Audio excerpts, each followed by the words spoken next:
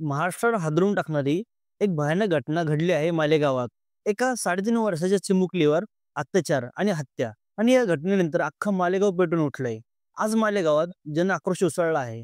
हजारो नागरिक रस्त्यावर उतरलेत. न्यायालयासमोर ठिय्या मांडलंय. मागणी एकच, नराधमाला फाशी पाहिजे. या घटनेची दाहकता इतकी आहे की आज मालेगाव बंद पुकारण्यात आलाय. नागरिक संतप्त आहेत. पोलीस आणि सरकारवर दबाव वाढतोय. नेमकं काय घडलं तिथे आणि आता प्रशासनाची भूमिका काय आहे, जाणून घेऊया आजच्या या रिपोर्टमध्ये. नमस्कार, आपण पाहता सावली कट्टा. नाशिक जिल्ह्यातील मालेगाव तालुक्यातलं डोंगराळे हे गाव.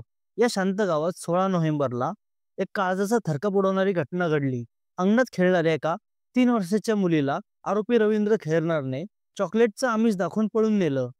जेव्हा मुलगी सापडेना, तेव्हा घरच्यांनी पोलिसांकडे धाव घेतली. पण काही वेळातच मुलीचा मृतदेह आरोपीच्या घरामागील मोबाईल टॉवर जवळ सापडला. पोलिसांनी तत्परता दाखवत आरोपीला अटक केली. पण लोकांचा संताप शांत होत नाहीये. आरोपीने वडिलांशी झालेल्या वैयक्तिक वादातून हे घृणास्पद कृत्य केलं असल्याचे समोर आलंय.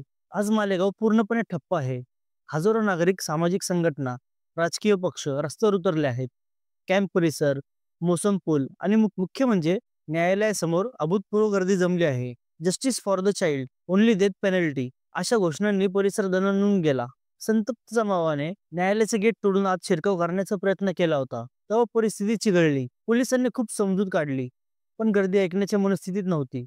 त्यामुळे आरोपीला न्यायालयात प्रत्यक्ष हजर न करता व्हिडिओ कॉन्फरन्सद्वारे पोलीस कोठडी सुनावण्यात आली.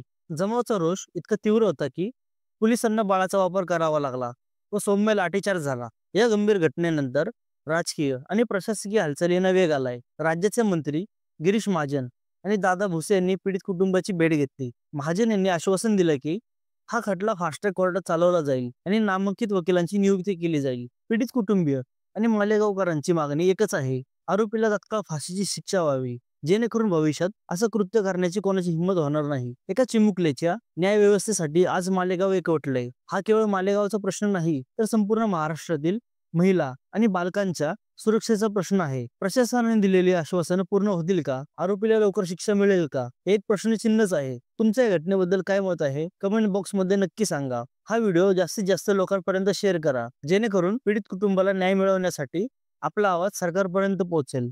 धन्यवाद.